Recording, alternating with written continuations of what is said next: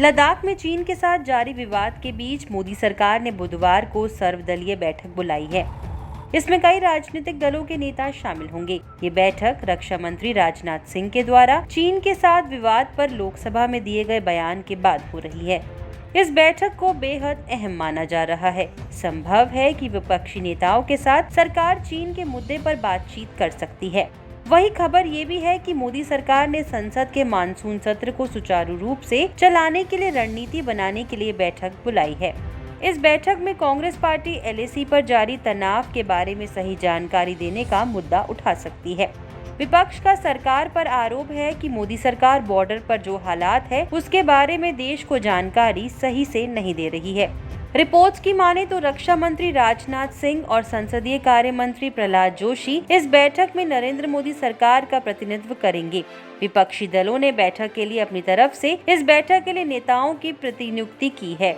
कुछ लोगों का मानना है कि प्रमुख विधेयकों को जल्द पारित कराने के लिए इस बैठक में सरकार विपक्ष से बात कर मदद प्राप्त करना चाहेगी, लेकिन दूसरी तरफ विपक्ष भारत चीन सीमा की स्थिति और अर्थव्यवस्था आदि को लेकर सरकार से सवाल पूछेंगे।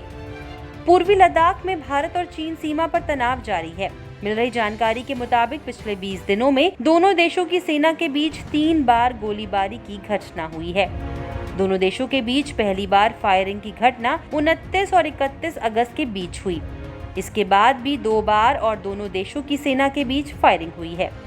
यही वजह है कि दोनों देशों के बॉर्डर पर भारी तनाव है। चीनी सेना ने एक बार फिर से पेंगोंग झील के दक्षिणी हिस्से पर घुसपैठ करने की कोशिश की थी, जिसे भारतीय सेनाओं ने असफल कर दिया था।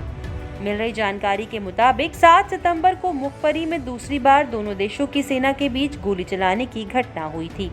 यही नहीं, 8 सितंबर को पेंगोंग झील के पास फिर से दोनों देशों की सेना आमने सामने हो गई। इस बार चीनी सेना के काफी उग्र होने की वजह से दोनों तरफ से करीब 100 राउंड गोली चलने की खबर है। मंगलवार को संसद में भारत के गृह मंत्री राजनाथ सिंह ने कहा कि ये सदन अवगत है कि चाइना भारत की लगभग 38,000 स्क्वायर किलोमीटर भूमि का अनधिकृत कब्जा लद्दाख में किए हुए है।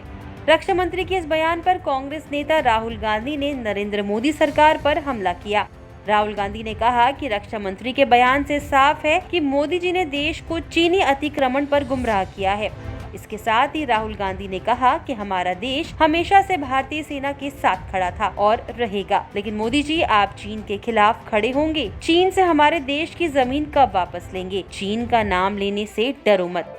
आपको बता दें कि रक्षा मंत्री ने ये भी कहा कि 1963 में एक तथाकथित बाउंड्री एग्रीमेंट के तहत पाकिस्तान ने POK की 5,180 स्क्वायर किलोमीटर भारतीय जमीन अवैध रूप से चाइना को सौंप दी है। LAC पर चीन ने सेना और गोला बारूद जुटा लिए है। रक्षा मंत्री राजनाथ सिंह ने कहा कि हमारी सेना भी तैयार है।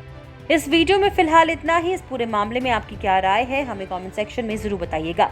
साथ ही देश विदेश की तमाम बड़ी खबरों के लिए लोकमत हिंदी के YouTube चैनल को सब्सक्राइब करें। अगर आप ये वीडियो Facebook में देख रहे हैं तो हमारे Facebook पेज को फॉलो करें।